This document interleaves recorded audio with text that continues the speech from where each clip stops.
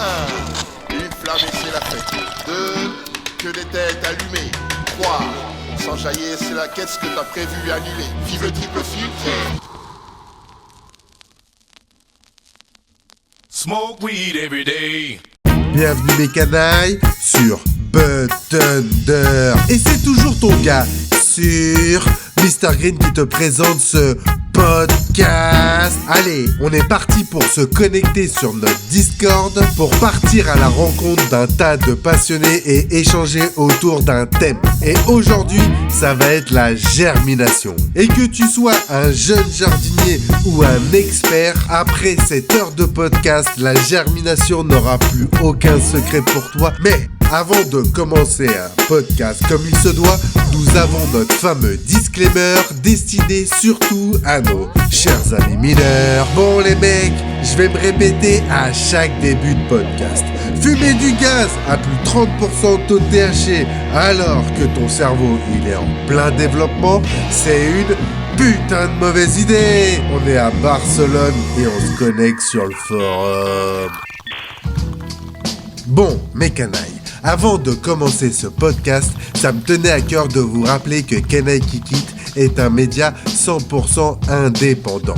Donc ici, il n'y a personne qui va te dire que ce truc c'est génial alors que tout le monde sait que c'est de la merde. Et si tu as envie de soutenir tout en apprenant sur ta plante préférée, le meilleur moyen c'est de devenir une canaille. Et avec ce petit abonnement que tu peux résilier à n'importe quel moment, ça va te donner plein d'avantages sur mon travail. Si tu as envie de tester mes graines, mon chanvre à parfum, la meilleure façon c'est de devenir une canaille. Allez, trêve de bavardage, que le podcast commence. De la mauvaise herbe des bas quartiers, les mauvais garçons la Bon, mes canailles, nouvel épisode, on va continuer la suite des podcasts sur la suite des racines. On avait commencé sur l'absorption des nutriments, le sol, la relation après avec les racines, et là du coup on va dire la suite logique c'est comment nous ce qu'on voit, comment la plante se développe, qu'est-ce qui se passe, quelles sont toutes ces étapes. Je pense qu'on va pas faire qu'un podcast, je pense sur cette étape là ça va se passer en deux parties de podcast. La première partie va plus tourner autour de la croissance, du démarrage et de la croissance. Je préfère faire peut-être un podcast un peu plus petit pour cette fois, même si je suis persuadé que je suis quasiment sûr qu'on va aller à 1 heure comme d'habitude. On va faire un petit 50 minutes, 1 heure sans problème. Mais voilà, je voulais vraiment qu'on prenne le temps de parler, de bien comprendre toutes ces étapes, surtout la première étape, parce que là je sais que derrière vos écouteurs, vous êtes là à me dire putain je voudrais enchaîner directement à la partie 2, sauf qu'en fait les gars, la partie 2 ça va être la floraison, ça va être la fructification, le déclenchement 12-12, donc certes c'est nous ce qu'on aime avoir parce que c'est ce qu'on va fumer et c'est là où on voit toute la compétence du grower, mais la croissance c'est vraiment une étape à ne pas négliger. Moi pendant des années c'est une étape que j'ai négligée. Par exemple j'étais la croissance je la mets dans un coin où mon espace de culture est moins peaufiné, avec des éclairages moins puissants, avec une structure de plante moins bien, et après je la mets dans le vrai espace où là truc.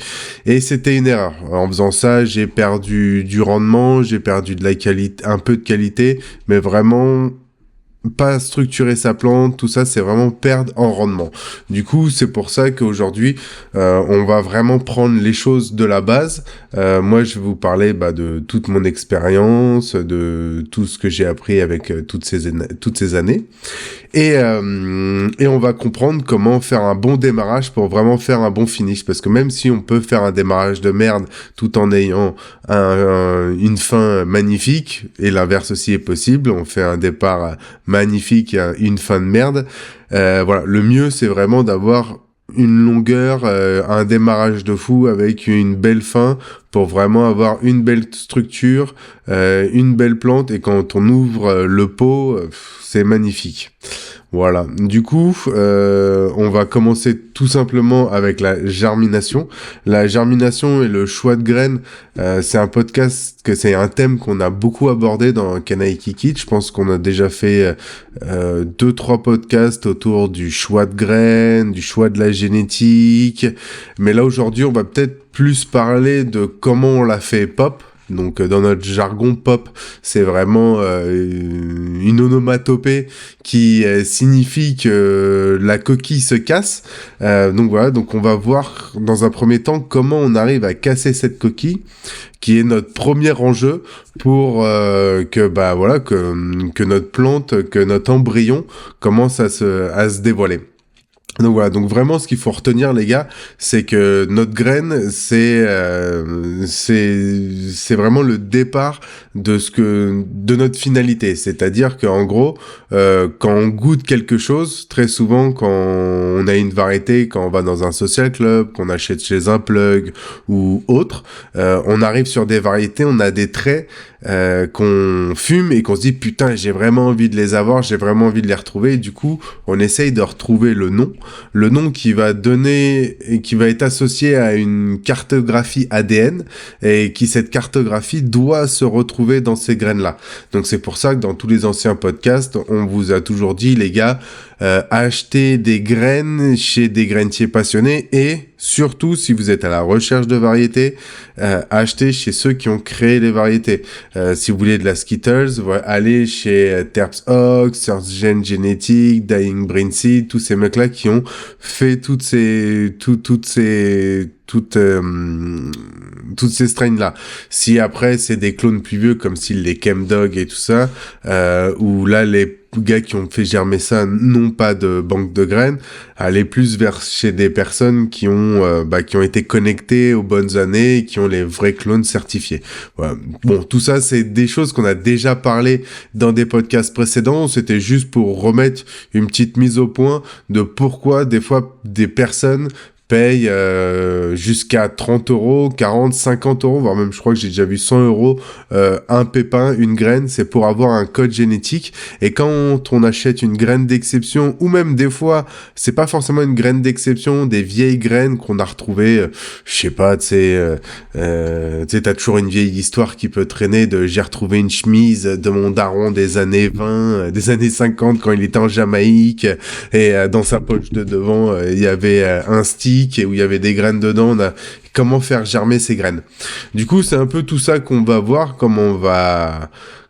quelles sont nos techniques pour vraiment faire ce démarrage qui va être très important, parce que si on démarre bien la germination, c'est vraiment un gage de tout va bien se passer, ça va aller vite, parce que un petit couac, donc un petit problème dans la germination, ça peut nous faire perdre du temps, et aussi un petit code ADN, un petit déroulement qui a un peu du mal à se faire. Alors ça ne veut pas dire que les graines qui ont du mal à germer sont forcément de la merde, ça veut juste dire que voilà, c'est le mieux, c'est de mettre toutes nos chances de nos côtés pour vraiment faire un démarrage de feu dans les starting blocks, et afin que on puisse avoir un germe fort qui puisse absorber vite de l'engrais, parce qu'aussi notre but c'est qu'on ait une plante qui se développe le plus rapidement possible, parce que les gars, comme on va voir après, en intérieur, surtout nous pour l'intérieur,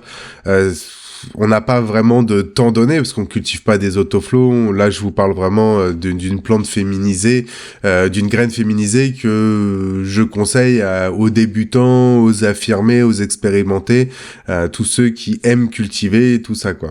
Donc voilà, donc vraiment démarrer sur quelque chose de puissant pour qu'on ait un minimum de temps pour passer à cette deuxième partie tant attendue, qui est le début de la floraison, le stretch, la fructification, l'arrivée des trichomes, l'arrivée des calices, les terpènes, les cannabinoïdes, ainsi de suite. Mais pour vraiment qu'on puisse profiter de notre culture, parce que les gars, je vous rappelle qu'une culture c'est long, ça prend 3 mois en moyenne, 3 à 4 mois en moyenne en intérieur, donc sur une année on dépasse rarement les 3 cultures, donc on a 3 cycles complets pour vraiment bien faire une plante. Donc vraiment, je vous explique tout ça pour que vous compreniez l'enjeu qu'il y a autour. C'est-à-dire que le démarrage, ça va être ce point clé qui fait que, est-ce que toute cette année, vous allez faire plusieurs cultures? Est-ce que ça va bien se passer? Est-ce que vous allez, dès le début, vous allez prendre 15 jours, 3 semaines de retard, parce qu'au moment, je sais pas, de la transplantation, avec vos gros doigts ou des choses comme ça, on a cassé un peu le germe, on a cassé des petites parties de racines, parce que c'est extrêmement sensible, les gars.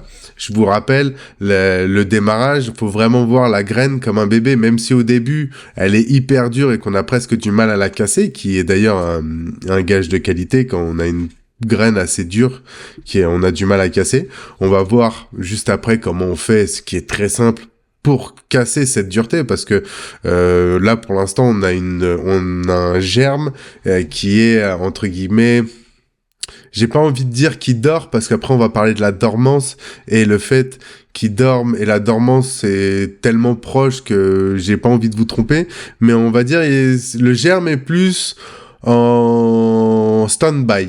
Voilà, il est là, dans une paroi, prêt à partir, mais la paroi est trop dure. Du coup, comment on fait pour casser cette paroi ? Déjà, ce qui va être très simple à faire, c'est que déjà, il va falloir donner une information à votre plante, à votre graine. Parce que une graine, c'est pas con, ça connaît son environnement, et justement, c'est tellement pas con qu'il y a la dormance qui arrive au bout d'un moment. Et cette dormance, c'est vraiment une sauvegarde pour que ce germe puisse se lancer au moment opportun. Et on va voir après pourquoi elle se met en étape. Et j'insiste sur la dormance, et c'est le sujet de fin sur la germination, parce que la dormance, c'est un sujet qui fait assez peur, surtout les jeunes growers, et il faut pas, parce qu'en fait, c'est juste un état naturel de la graine qu'il va falloir aller chercher. On peut aller la chercher naturellement, ou moins naturellement, on va dire techniquement, avec des produits et tout ça, et on va voir un peu tout ça en fin de partie de germination, et là on va vraiment voir le début, donc comment ramollir une coquille, et déjà dans un premier temps comment envoyer une information à notre graine pour lui dire, écoute meuf, c'est le moment de germer, c'est le moment que tu t'actives, et tout ça. Du coup, la nature est bien faite, on a des cycles, et là il va falloir essayer de recréer des cycles. Et c'est très simple, ça va se passer avec la température et l'humidité.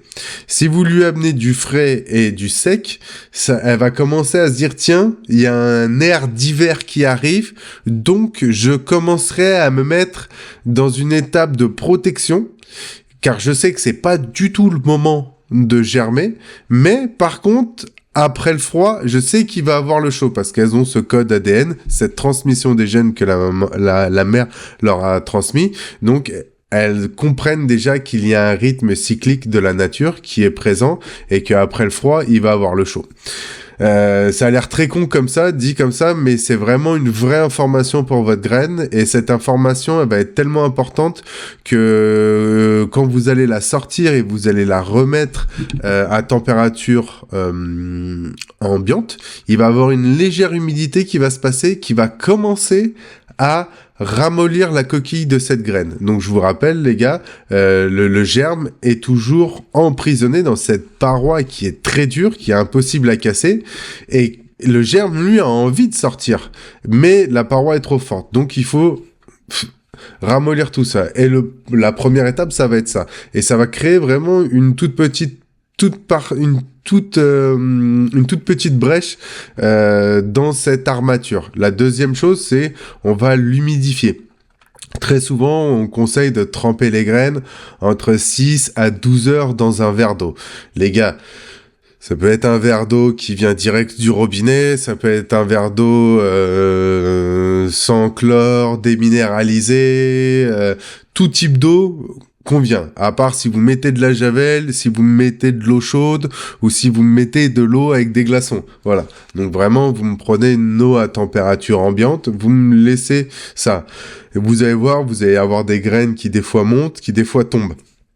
Alors, il y en a qui disent que celles qui ne remontent jamais ne germent pas. Moi, j'en ai déjà fait germer qui ne remontaient pas. Donc, vraiment, moi, je vous dirais, les gars, ne vous fixez pas à ça. Il va avoir d'autres marqueurs qui pour moi sont plus importants, mais ça va être plus au moment où on les met dans le coton.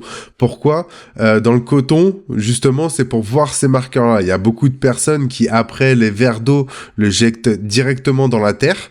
Je ne dis pas que ça ne marche pas, les gars. Ça marche très bien aussi, surtout si vous utilisez un light mix, parce que, les gars, je vous rappelle cette information qui m'a été beaucoup demandé, je vais la dire calmement, je vais la répéter plusieurs fois, on ne fait pas germer dans un super sol.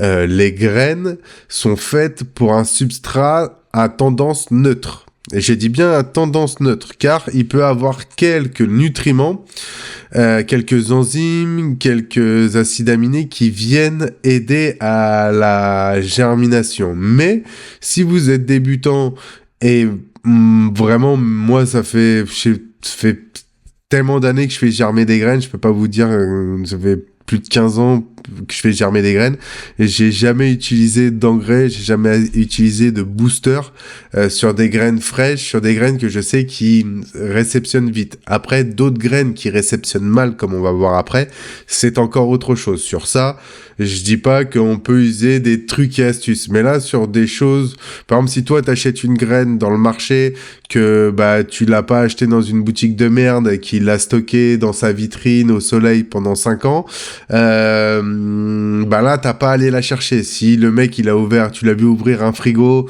que t'as réceptionné une petite boîte un peu fraîche, que t'as pas mis 5 ans à aller la remettre au frais, et que t'as suivi un peu tout ça, voilà, là t'as pas besoin d'utiliser d'engrais, t'as pas besoin d'utiliser tout ça. Mais voilà, je dis pas que ça ne marche pas.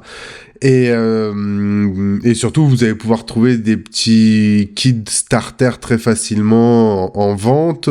Et pour ceux qui font du living soil, souvent, on utilise le lombric compost. Voilà, dans Demeter System, on utilise du light mix et du lombric compost. Mais moi, j'utilise plus à partir du moment où les cotylédons arrivent. Voilà, c'est l'étape un petit peu après la germination, qui est pour moi dans le stade de la plantule. Et voilà, mais il y a des personnes qui font germer directement en terre. Et quand on fait germer directement en terre, on n'a pas de vision directe sur qu'est-ce qui se passe sur notre graine. Et moi, par exemple, comme je suis TDAH, tendance impatient, il faut que j'aille regarder quasiment tous les jours qu'est-ce qui se passe, parce qu'il y a énormément de problèmes, il y a énormément d'erreurs classiques que l'on peut faire avec la germination, parce qu'en fait la germination, ça reste un protocole assez particulier. Il faut que cet embryon développe un radicule, qui ce radicule devient une tige, et tout ça ça va se passer avec des enzymes, plein d'amidon, toutes ces réserves d'énergie vont donner le peps à votre plante. Mais c'est tellement fin, c'est tellement délicat à ce stade-là que on n'a pas besoin de le mettre en terre, on n'a pas besoin de mettre des engrais, les gars. Et surtout pas, je vous répète, si on fait démarrer dans un super sol, vous avez plus de chances de brûler votre plante. Alors oui, là je sais qu'il y en a 2-3 qui sont en train de se dire oui, moi j'ai déjà fait germer dans un sol vivant. Oui, ça peut marcher, mais la plupart du temps, ça ne marche pas. C'est comme ça. Y a Chris Gros qui vient de mettre un truc. Pour les boutures, c'est pareil que les graines. Alors les boutures, pareil. On ne fait pas germer les boutures dans un super sol. Même là dans du lombricompost, les gars, je vous le déconseille. Moi, j'utilise du light mix pur pour les boutures, parce que voilà, en fait la bouturette c'est particulier. On va arriver à 100% d'humidité. Le lombricompost à 100% d'humidité, il va créer des bactéries de fils de pute, que en fait ça va créer de la moisissure dans ta bouture, parce que rappelle-toi, tu sectionnes quand même ta plantule, ta plante, donc en fait sa cicatrisation, elle se passe mal. Moi je déconseille fortement les boutures en super sol, et même les boutures avec de l'engrais. C'est quelque chose que, voilà. Utiliser des hormones à bouturage.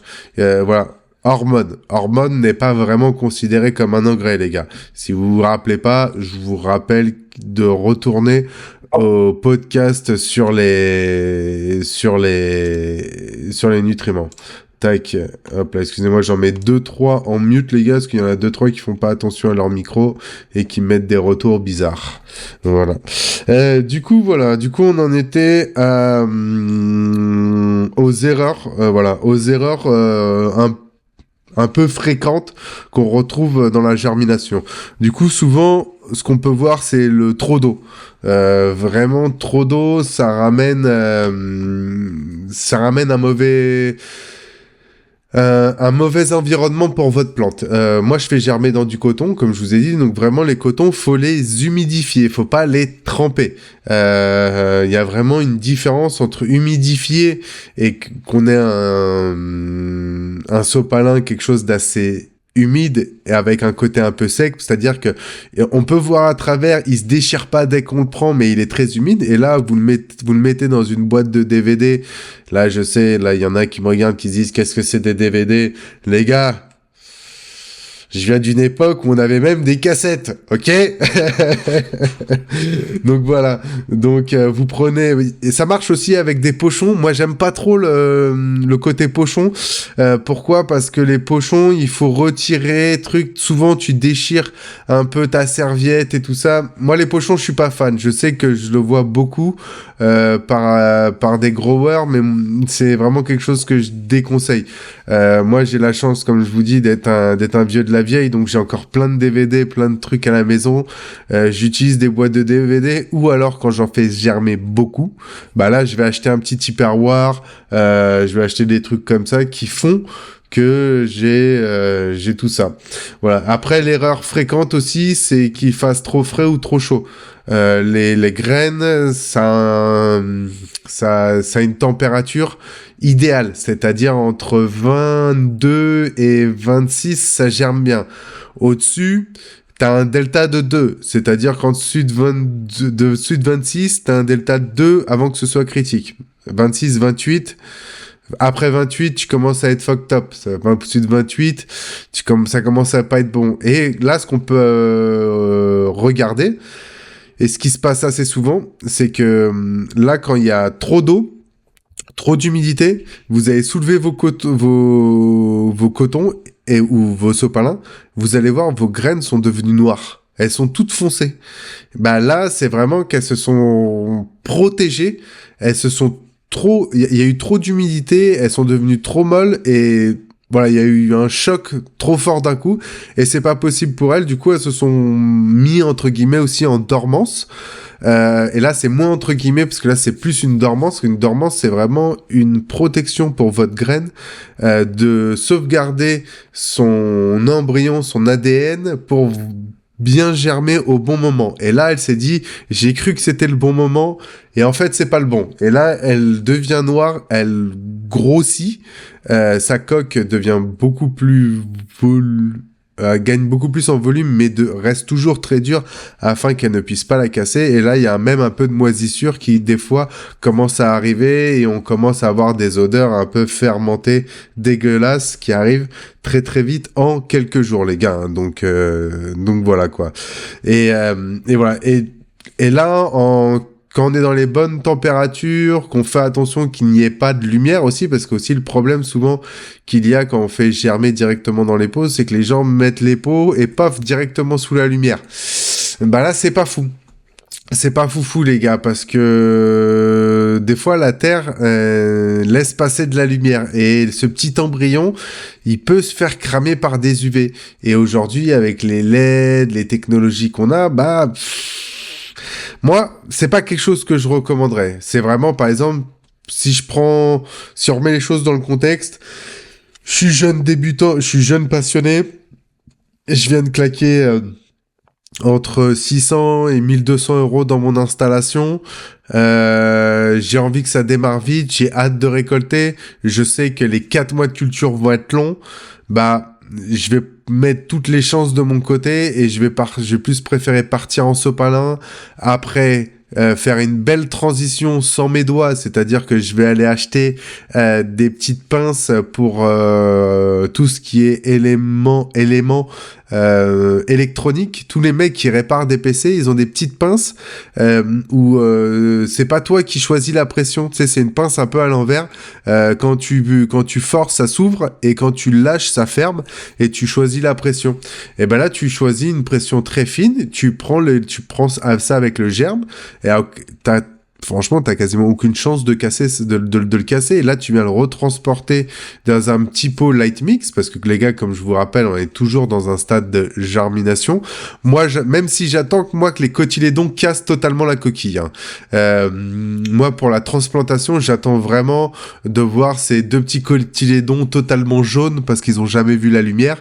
Et j'attends vraiment, voilà, des fois, je me retrouve, les gars, avec des bails qui font 5-7 cm, hein, des germes très très longs, hein. Et ben là, tu prends un pot, tu fais un petit trou, tu l'entortilles un peu dans le pot, et tu le mets, tu viens coller les cotylédons au ras de la terre, et puis tu viens arroser tout doucement. Et là, les gars, on est encore dans la germination, parce que la germination, pour moi et biologiquement, ça arrive à partir du moment après les cotylédons, on arrive à un stade de plantule où on commence à voir ces feuilles de canna dentelées que l'on reconnaît. Parce que là, pour l'instant, je vous rappelle que les gars, on est sur 2 feuilles à la con, où on sait pas si c'est du persil, du basilic ou des carottes qu'on est en train de faire, tu vois. Là, pour l'instant, les keufs, ils arrivent. On se fait pas péter, les gars. On est bien encore. Parce que même nous, on sait pas ce que c'est encore. Donc voilà, quoi. Après, une connerie... Ça faisait longtemps que vous avez pas sorti de conneries, les gars. Je me retiens depuis le début. Ça faisait 25 minutes que j'étais calme. Du coup, voilà. Du coup, on arrive un peu là à ce stade où attendez 2 secondes, je regarde un peu... Tupperware, 48 heures. Ouais, voilà, c'est ça. En fait, ça prend à peu près 48 heures. L'étape du Tupperware prend entre 48 heures et 72 heures pour les plus coquines, quoi. Et après, pour en revenir à la question que je vois dans le Discord, s'il y a les graines noires, qu'est-ce qu'on fait? Bah, les graines noires, c'est très simple, faut les refaire sécher. Et là, après, va falloir user de stratagèmes, pour les faire germer, parce que, comme je vous ai dit, là, elles arrivent dans le stade de la dormance. Du coup, ce que je vous propose, c'est qu'on essaye de comprendre un peu ce que c'est cette dormance, parce que je vois sur notre Discord, sur beaucoup de forums, que très vite, ça affole les gens, et aussi les jeunes breeders qui ne comprennent pas pourquoi leurs graines ne germent pas dans un premier temps et tout ça. Donc voilà, donc déjà on va prendre les choses entre guillemets dans l'ordre. Je réponds vite fait aux jeunes breeders qui font des graines, qui veulent faire germer directement leur seed. Ça peut marcher, mais pour ça il faut vraiment que vous ayez poussé au maximum vos graines pendant que vous ayez cultivé la graine, c'est-à-dire pendant que vous bridez. Poussez les plantes à fond, et faut que vous ayez des graines bien noires, bien belles. Si vous avez des graines un peu claires, là, il va falloir attendre quelques semaines, quelques mois, et surtout ce côté un peu frais, chaud, froid, pour commencer à la stimuler. Voilà. Et sinon, voilà, ça va être un peu plus compliqué et tout ça. Mais si vous voulez démarrer direct, les graines, faut les pousser un peu plus. Mais moi, quand je fais des graines, je les récolte, je les fais bien sécher, j'attends vraiment que ce soit sec de dingue pour récolter les graines. Vraiment, quand je récolte, c'est de la paille, hein, c'est quand je passe ça au filtre, je fais une séparation entre les fruits, les branches et les graines en 30 secondes, hein, parce que les fleurs sont infumables tellement c'est sec. Et du coup, voilà. Et là, après, je les mets dans un conditionnement, je les mets au frais pendant à peu près 15 jours, je les mets au congélo après pendant à peu près 1 semaine, je les mets à peu près dans un tiroir à température ambiante pendant 1 semaine, que je répète pendant plusieurs fois. Ça, c'est une première technique pour réveiller la dormance.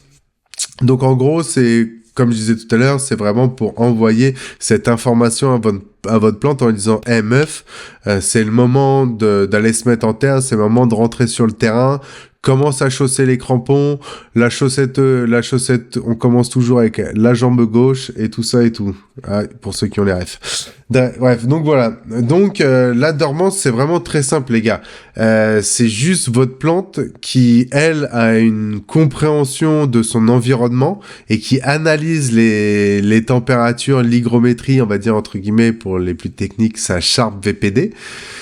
Et elle se dit, tiens, là c'est le bon ou c'est le mauvais moment. Et plus, entre guillemets, on la prend pour un con, et plus elle va se mettre en dormance profondément, plus elle va se protéger pour vraiment garder ce patrimoine, ce code ADN, pour qu'à partir du moment où elle se dise feu, c'est bon, elle développe son plein potentiel et quelles sont ses caractéristiques pour lesquelles on est allé la chercher et pour lesquelles on la désire, quoi. Du coup, voilà. Du coup, la dormance, c'est vraiment pas, faut vraiment pas en avoir peur. Alors, oui, il y en a qui sont très chiantes à aller chercher. Du coup, il y a la technique du chaud-froid, froid-chaud, chaud-froid qui marche. Il y a la technique après un peu plus barbare de la scarification. Comme je vous rappelais, les gars, votre germe a envie d'exploser. C'est juste que la paroi est très très dure et que là, le germe a quand même envoyé une information pour moins pousser, mais il a toujours envie de sortir. Du coup, vous allez prendre votre graine et vous allez l'observer. Et en fait, vous allez remarquer qu'elle a quand même un peu un sens d'ouverture, cette graine. Elle a une certaine forme, elle a une certaine ovalité ou ovalitude, je saurais pas comment vous le dire. C'est l'ovaline, quoi, comme on pourrait dire par chez nous. Et putain, je suis con aujourd'hui. Et voilà. Et du coup, en fait, vous allez voir, vous allez avoir comme une espèce d'ouverture. Et là, avec un scalpel. Et là, c'est un peu en fonction de vous et de votre dextérité avec vos doigts, vous allez essayer de gratouiller, de faire des petites scarifications à l'endroit où la graine va s'ouvrir et le germe va pouvoir sortir, quoi. Attends, je regarde ce qu'ils disent. Coup scalpel, grattoir. Ouais, voilà, c'est ça. Ou alors, des fois, il y en a qui, c'est vrai, qui grattent un peu avec soit du papier ponce, soit avec un peu de les grattoirs pour allumette, comme nous dit Widamax, qui c'est vrai, c'est une très bonne ref, que des fois on grattait un peu les graines comme ça, quoi. Donc voilà. Donc ça, c'est une étape, on va dire, un peu technique, un poil barbare, mais qui marche. Après, on a le GA3, c'est la gibberelline. Alors, attends, est-ce que je l'ai bien dit? Parce qu'à chaque fois, je me trompe. Voilà, je sais pas si je dis gibberelline ou gibberelline, c'est gibberelline, donc l'acide GA3, qui, lui, va vraiment briser la dormance. Moi, j'utilise en 100 ppm, parce que le 100 ppm, c'est celui où il y a le meilleur ratio avec l'oxygène. Et de ce que j'ai lu, c'est celui qui est entre guillemets un peu plus clean, le moins, pas trop concentré non plus, et qui est quand même, qu'on peut faire quand même de façon je crois qu'on peut même le faire de façon artisanale avec une pièce, de l'électricité et 2-3 conneries en plus. Mais ça, je pense que c'est une information qu'on doit retrouver sur Cannawit. Je pense qu'il y a bien un fou furieux de Cannawit qui nous a fait ça, quoi. Donc voilà. Et ça, vous le faites Et ça, par exemple, vous le faites tremper pendant 24 heures et après, vous les mettez dans les cotons, sans la gibberelline. Les gars, je sais qu'il y en a qui mettent la gibberelline en plus dans les cotons. Moi, je le déconseille parce que ça peut faire muter ou brûler. Alors muter, les gars, attendez, calmez-vous, hein, ça va pas devenir Shrek non plus, hein, votre plante, hein, c'est juste, ça va peut-être la froisser un peu sur ses départs et tout ça. Et moi, je suis très soucieux du départ de la plante parce que c'est vraiment là où elle va donner son plein potentiel. Du coup, voilà, quoi. Du coup, faites attention à pas trop en mettre. Faut en mettre, mais bien dosé, le mettre pendant l'eau, pendant l'hydratation de votre graine, avant insertion. Et là, après, normalement, les graines les plus farouches doivent se réveiller, et vraiment les plus farouches. Là, on les refait sécher, on les refait passer en cycle de froid, on les scalpelle et on les fait passer à la gibéréline. Et là, franchement, si elle marche pas, c'est que votre graine est morte. Hein. Après, il y a un moment aussi, c'est possible que la graine soit morte, quoi. Donc voilà. Est-ce que vous avez un peu des questions sur tout ce qui est germination, parce que là, on a déjà une bonne demi-heure de la germination, et on a quitté nos amis de YouTube. Et là, on est entre nous, les gars, donc là, je peux vous donner tous les tips, je peux tout vous donner, à part ma meuf et mon numéro de carte bleue. Mais bon, ça tombe bien, j'ai pas de meuf et j'ai pas de numéro de carte bleue. Pas de questions, les gars? Une question. Alors, si on a un mauvais départ... Est-ce que tu peux mettre ton micro, Lavender, et comme ça, on t'entend?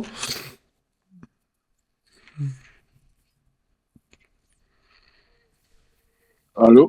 Yep, salut Lavender, comment tu vas? Ça va, ça va. Ah, c'est parce que c'est privé que j'ai mis le micro.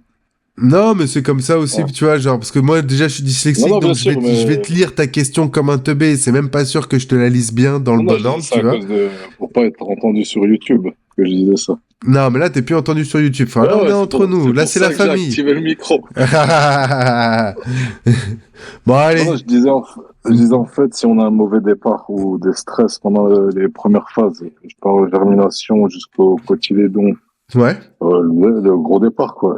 Est-ce qu'on peut bloquer des marqueurs ou des traits génétiques recherchés quand on sélectionne? Alors, sur ça, moi, je préfère prendre des pincettes sur ça, parce que la réponse, elle est tendancieuse. C'est pour ça que je prends des petites pauses. Parce que oui, ça va te changer des marqueurs, parce qu'en fait, vraiment, le départ de ta graine, c'est les débuts de ton déroulé d'ADN. Donc c'est là où tu as tes premiers marqueurs sur les chromosomes, sur toutes ces choses-là. Donc tu peux avoir des petits bugs d'imprimerie, des trucs, tu vois. Nous aussi on a ça aussi dans l'être humain et tout. C'est pas que les plantes de là on parle, là c'est vraiment, on va dire, quelque chose, c'est plus une règle de la nature entre guillemets, et c'est les déroulements de l'ADN, de tous ces gènes qui font que on arrive à grandir, à se développer et tout ça. Donc là, moi je te dirais oui, mais là c'est comme si je voulais dire, c'est comme si tu secoues ton gamin trop près du mur. Non, parce que, en fait, dire ça voudrait dire tout de suite qu'il est teubé, tu vois, ça va le faire un peu teubé. Alors que là, en soi, tu peux découvrir du stress positif aussi, découvrir du positif dans le stress. Alors, en fait, j'ai du mal à répondre à ta question parce qu'en fait, c'est très tendancieux et c'est très... T'as plusieurs réponses possibles. C'est de la façon de l'interprétation, en fait. Bien sûr. C'est tout ça, c'est une question d'interprétation. Et comme en ce moment, j'essaye de mieux parler et de moins dire ça c'est de la merde et allez les gars sur ça, j'essaye de ramener plus de nuances pour développer un peu plus le débat. Donc voilà. Donc en fait, si t'avais fait je vais essayer de te le poser de façon, d'un point de vue observateur, on va dire. Tu vois, d'un point de vue d'observateur, de qu'est-ce que toi tu pourrais observer si dans un monde parallèle, t'avais pris une graine, t'avais fait germer, ça s'était mal passé, t'étais revenu en arrière, t'as refait germer cette graine, ça s'est bien passé, t'as observé un résultat différent. Quelles sont nos hypothèses dans ce cas-là? Parce qu'en fait, je pense que ta question, elle revient un peu à ça quelque part. On est d'accord ou pas? Bien sûr, bien sûr. Ok, voilà. Donc moi, dans un monde parfait, tu startes parfaitement aussi. Ouais, mais qu'est-ce que ça veut dire? Tu vois, qu'est-ce que ça veut dire parfaitement? C'est en fait parfait. Pour toi, qu'est-ce que ça veut dire? Est-ce que c'est une plante qui produit de ouf ou est-ce que c'est une plante qui est très bonne? Voilà. parce que après, Ça dépend ce que tu cherches. ouais, Tu parce cherches qu'après, un trait génétique ou ouais, tu mais cherches la productivité. oui, parce que tout avoir dans une plante, ce que tu recherches. c'est quasiment mission impossible, tu vois. Il y a très peu de plantes qui te donnent tout, tu vois. Qui te donnent tout. Elles ont toujours des points de faiblesse. Elles ont toujours un marqueur qui est moins bien qu'un autre, quoi. Mais pour en revenir à ce qu'on disait, dans le monde où il y aurait, on va dire, on serait dans un monde un peu Marvel où il y a un multiverse où à un moment, quand toi t'arrives, il y a une branche qui se crée où il y a un autre monde où bah voilà, Lavender, il a foiré sa germination, il se prend 15 jours de retard et qu'est-ce qui va en découler en plus de ça? Ça c'est le monde A. Le monde B, tout s'est bien passé. Après les 10 jours de germination, 10-15 jours de germination, parce que les gars, rappelez-vous, c'est long la germination, ça prend 10 à 15 jours, histoire de qu'on voie bien les feuilles dentelées. Vraiment les gars, hein, la fin de la germination, c'est à partir du moment où on reconnaît les feuilles de canna. C'est à partir du moment où on est sorti du cotylédon. Là, on commence la plantule. Bon, je pensais qu'on allait faire la plantule dans ce podcast-là, mais là, on est déjà presque à 40 minutes. Donc, je pense qu'on va faire qu'un podcast germination. Comme ça, tu sais, ça va être bien carré pour que vous ayez bien les informations. Parce que je vois souvent les gens me disent, putain, il faudrait qu'on arrive à mieux retrouver les informations. Et je me dis qu'en faisant des podcasts un peu plus carrés, bah, vous allez moins galérer à retrouver des informations. Et du coup, ce podcast-là, ce sera germination. Comme ça, si t'as un problème sur la germination, tu cliques sur la germination et normalement tout se passe bien. Si je suis pas trop con et que d'un seul coup je me suis pas planté dans le titre. donc voilà. Donc pour en revenir à ces deux possibilités, moi je suis pas sûr que le monde A où tu as foiré ta germination va te donner un résultat moins qualitatif. Même quantitatif, je suis pas sûr à 100%. Par contre, là où je suis sûr qu'à 100%, c'est que ça va te donner un résultat plus lent. Parce que déjà, premièrement, tu lui as mis un stress, tu lui as mis un choc qu'elle va devoir réparer, qu'elle va devoir se restructurer. Des stress dès le départ comme ça, où tu viens toucher un germe, les gars, comptez 10 jours dans votre gueule. Donc si tu foires ta germination, elle peut atteindre jusqu'à 3 semaines, 1 mois. Je sais pas si ça vous est déjà arrivé les gars, mais des fois vous faites germer un pack, il y en a une, ça se passe mal, vous voyez bien, elle a 15 jours, 3 semaines de retard des fois même. Et ça, c'est insupportable. Parce qu'on a 15 jours, 3 semaines de décalage. Ça fout un bordel dans la récolte. Et c'est pour ça que moi, par exemple, je conseille toujours, et moi, c'est ce que je fais, et vous allez me dire, ouais, c'est facile, Green, parce que tu produis des graines. Mais quand j'ai besoin de 10 plantes, j'en fais germer 15. Et j'en jette 5. Je vous répète, les gars, quand j'ai besoin de 10 plantes, j'en fais germer 15, j'en jette 5. Et je me fais un harakikouille. Donc, un harakikouille, c'est que je me coupe une couille à chaque fois que je jette une lampe. Est-ce que je suis eunuque? Totalement, les gars. Parce que je me suis fait un harakikouille un paquet de fois. Mais par contre, certes, j'ai perdu des graines. Certes, j'ai perdu un peu d'argent. Certes, j'ai perdu tout ça. Mais par contre, j'ai gagné de ouf sur ma canopée, j'ai gagné de ouf sur mon rendement, j'ai gagné de ouf sur tout ça. Et des fois, et voilà, et des fois, une graine... Que la vigueur. Voilà, c'est ça. Et des fois, une graine, c'est 7 €, tu vois, 10 €. 10 €, c'est quoi? C'est 1 gramme d'herbe que tu vas acheter dans la street, tu vois.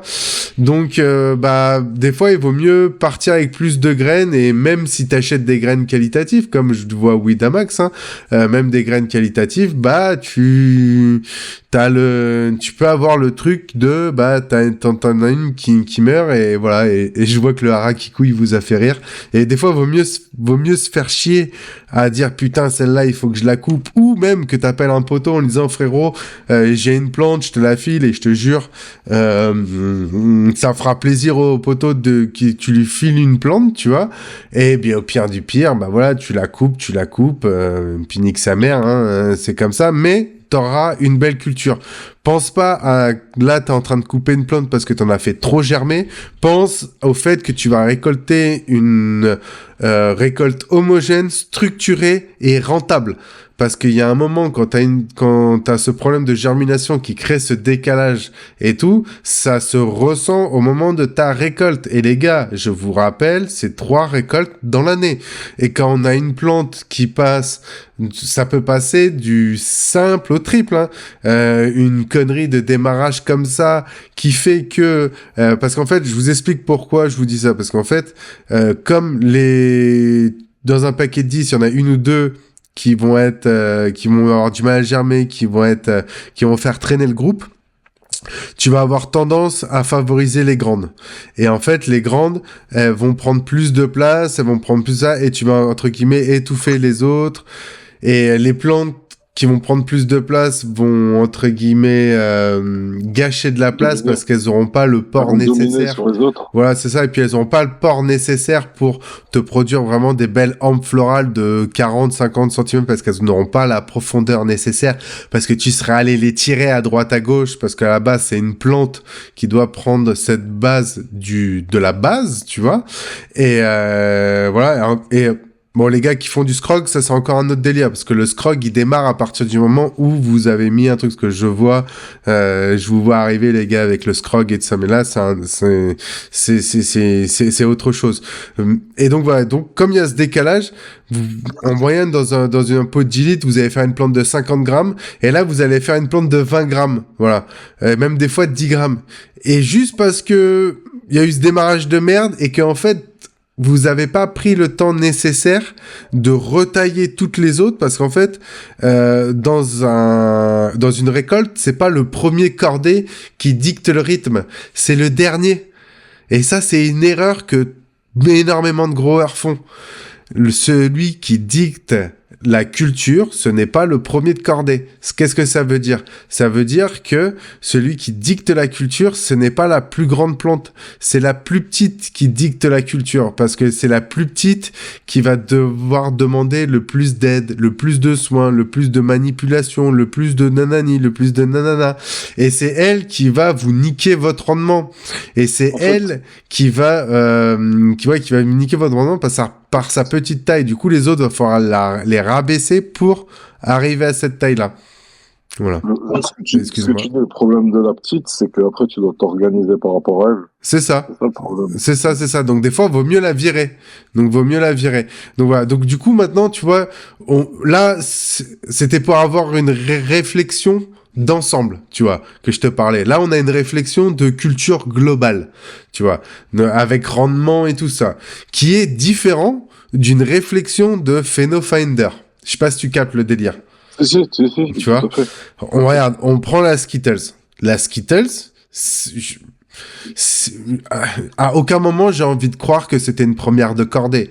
Si c'était une première de cordée dans ce run-là, le gars, il est encore en train de faire de la croissance au bout de 10 ans, frère. Parce que c'est une plante, elle pousse pas, tu vois. Elle ne pousse pas, cette sale pute, tu vois. Moi, là, j'ai failli encore la perdre parce que elle n'absorbe pas les nutriments, tu vois. Elle déteste le surarrosage et tout ça, tu vois.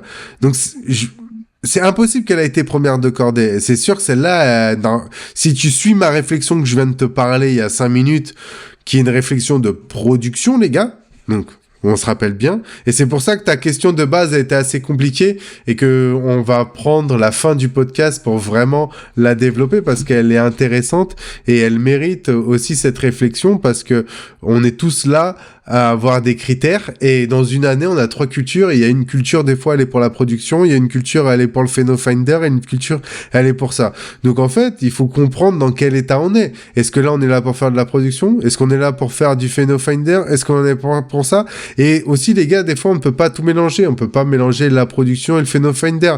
Alors oui des fois on va faire une bête de production et on va trouver un phéno de fils de pute, mais il faut comprendre que c'est les cycles et les étapes, il y a quand même des choses à respecter. Et des fois, si on est dans un délire rendement, eh ben celle qui a foiré le départ, on la vire. Si on est dans un délire de PhenoFinder, de recherche de phéno, de caractéristiques de plantes, je t'inviterai à la mettre dans de belles postures. Parce que pour moi, il y a peut-être moyen qu'elle soit surprenante, tu vois. Parce que souvent, celles qui sont moches, les Zerma sont souvent les plus bonnes, hein. James Bang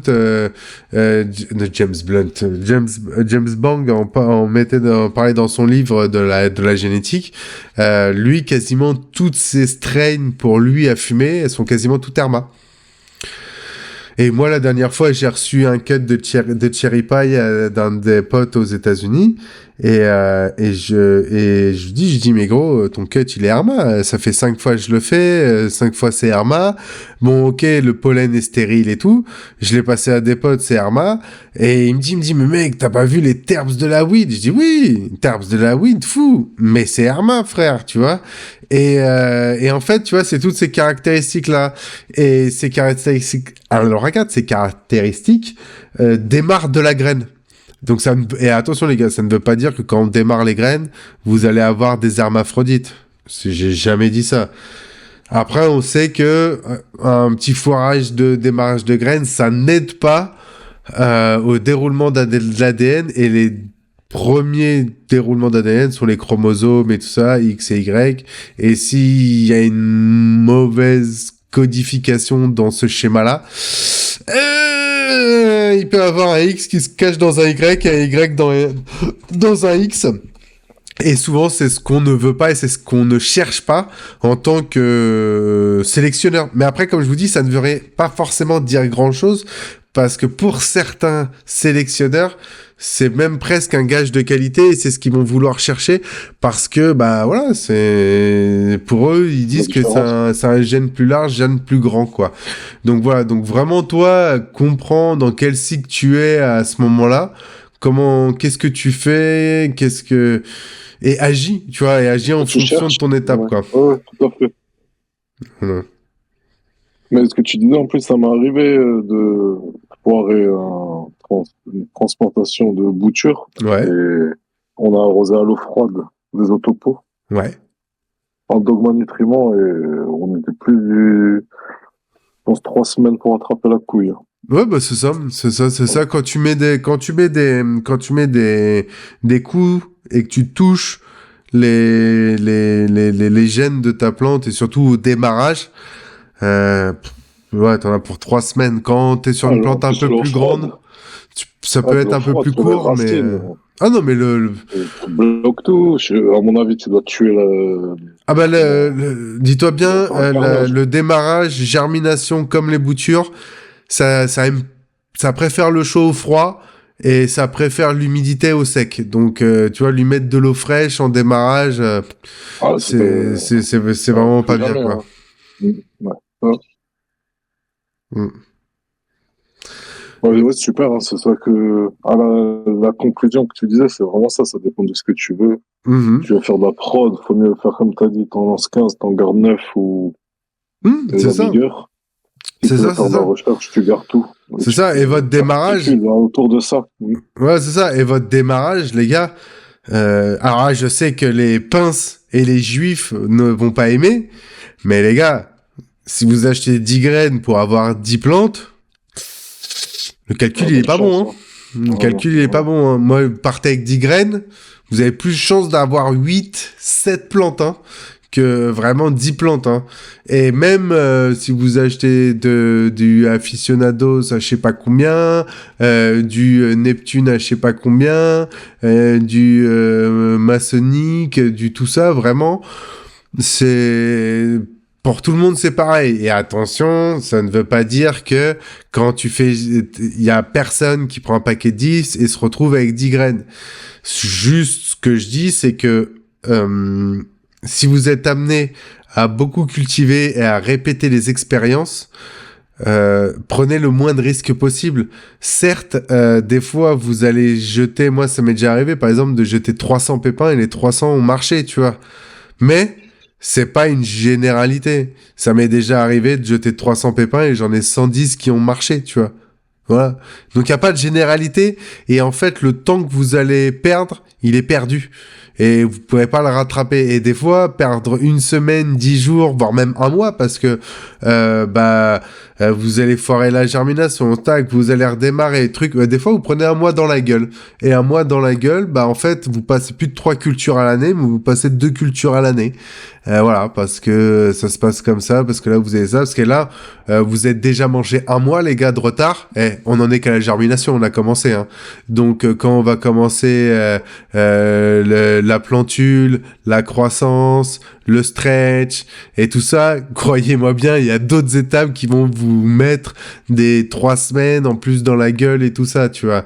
Donc vraiment, ne sous-estimez pas l'impact des bêtises, ne vous surestimez pas en disant j'y arrive, la dernière fois c'était comme ça va se passer comme ça, parce que même si vous prenez le même paxon, si vous prenez les mêmes trucs, ce n'est pas exactement les mêmes graines. Voilà. Donc, si moi je peux vous donner un conseil, et c'est pas parce que je propose des graines et tout ça. Ah, tiens, qui c'est qui vient de nous niquer le truc? Warzone? Ouais. Warzone, il va finir en mute. Vous lui direz que s'il veut parler, ce sera une prochaine fois. Donc voilà, les gars. On arrive sur une petite heure de podcast où je pensais même faire un peu de croissance dedans, où j'ai même pas pu, parce qu'en fait, on en est vraiment resté sur le thème de la germination. Vraiment, je me surprends moi-même. J'arrive à vous parler pendant 1 heure d'un démarrage de seed, mais j'ai le sentiment d'avoir parlé de beaucoup de choses, de vous avoir transmis un peu ce que moi je ressentais, mon feeling sur cette étape de démarrage qui est vraiment cruciale.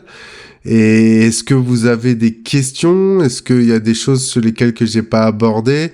Et merci Lavender aussi pour ta question qui était très intéressante et très pertinente. Merci à toi pour la réponse. Ouais, avec plaisir. J'espère que j'ai réussi un peu à répondre à ta question. Oh, bien sûr. Et que même si j'avais l'impression que tu savais déjà un peu la réponse, on est plus parti sur une réflexion ensemble.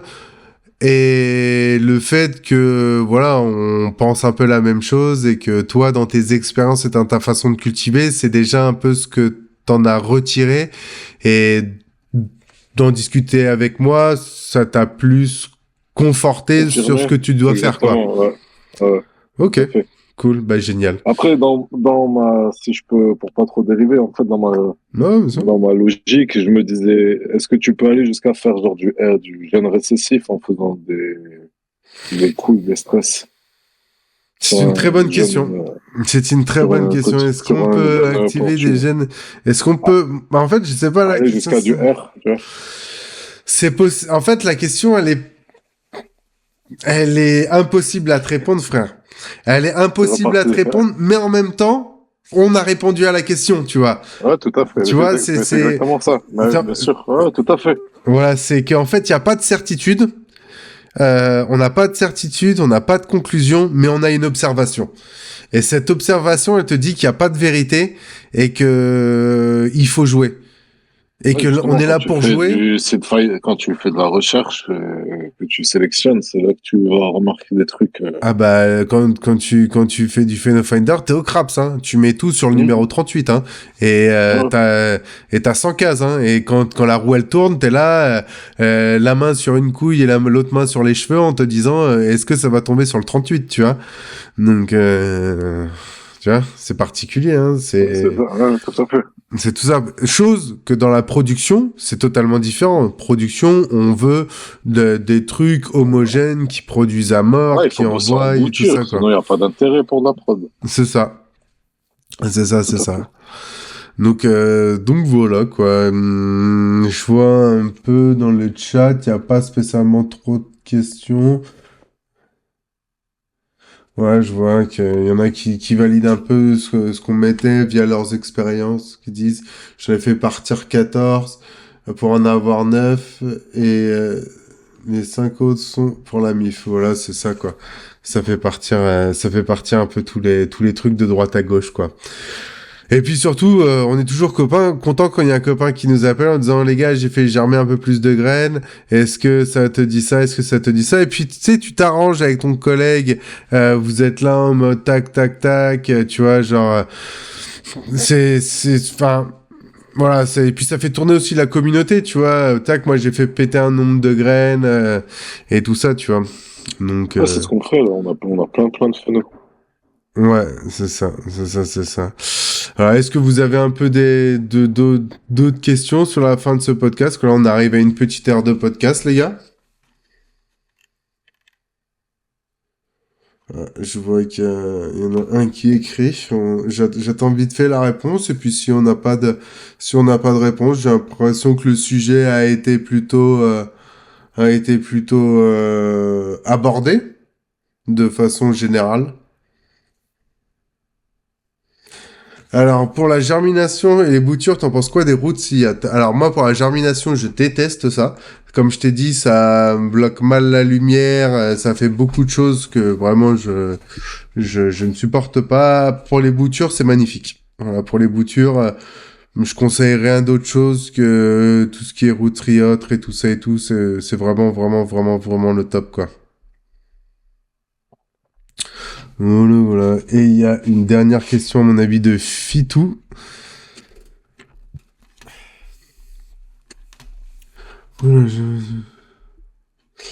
Avec plaisir, JRM 1985. Ouf.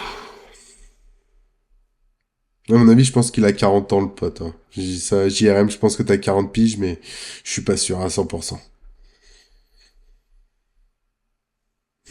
Si. Ah ouais. Chronologie. Ça veut dire quoi, Fitou, la chronologie du temps sur la germination? De ça, j'en ai déjà parlé, de la chronologie du temps. Ça prend à peu près une quinzaine de jours, vraiment à tout décomposer. Si tu prends même la partie frigo, tu prends 3 semaines à peu près. Tu prends une bonne semaine de frigo, de réhumidification, tout ça, et puis voilà, quoi. Bon. Voilà, bah écoutez les gars, je pense qu'on est arrivé à peu près à la fin de toutes ces questions-là. Voilà, je pense qu'on a vraiment beaucoup parlé de la germination. Je pense qu'après ce podcast-là, après une heure de germination, on a vraiment les bases. Et pour les plus débutants, je pense que les gars, vous pouvez faire pop vos graines, il n'y a pas de problème. Et pour les plus expérimentés, qui savaient peut-être pas trop comment réveiller les dormances, comment pousser un peu plus le truc, je pense que vous avez 2-3 tips en plus dans ce podcast-là. Et voilà mes canailles, j'espère que vous avez pris autant de plaisir que j'en ai pris avec ce podcast-là. Et vraiment, je vous remercie d'être là semaine après semaine. On essaie vraiment de vous fournir un travail de qualité.